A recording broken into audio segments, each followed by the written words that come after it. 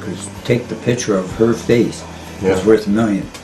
And I went over to get the CAT scan. I wasn't going to go, but I went over because I wanted to make sure. You know, like we always had that little doubt in your mind.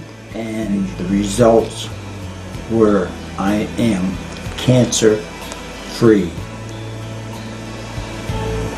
And I was the happy boy.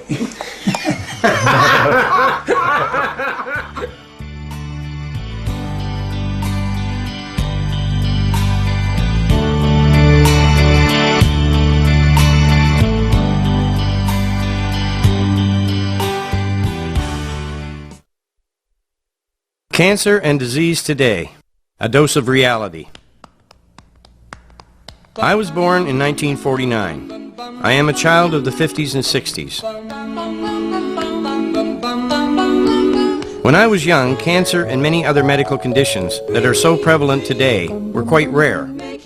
When my cousin David was diagnosed with cancer in 1969 at the age of 22, I thought that he had been misdiagnosed. Could a man of this age have cancer?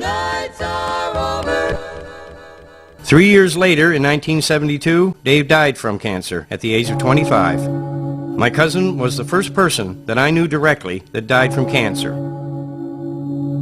I am not saying that people did not die from cancer in the 50s and 60s, but cancer at that time was rare enough that I did not know anyone who had died from this disease until my cousin died in 1972. I spent most of my working career employed with the hospital system. From the 1970s up until I was injured in 1997, I watched the exponential growth of cancer and many other conditions that had been considered rare. Every year that went by, the number of people that were stricken with these diseases continued to increase, and so did the death rates.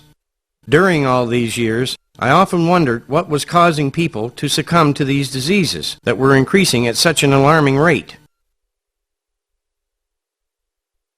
In the last few years, through my research, I have come to the conclusion that this increase in disease is caused by our environment. In our everyday lives, we are surrounded by chemicals, poisons, and carcinogens that are wreaking havoc with our immune systems. Even our food supply, in many cases, is not fit for human consumption. Look at the hormones that are added to our meat. How could this be considered healthy or safe?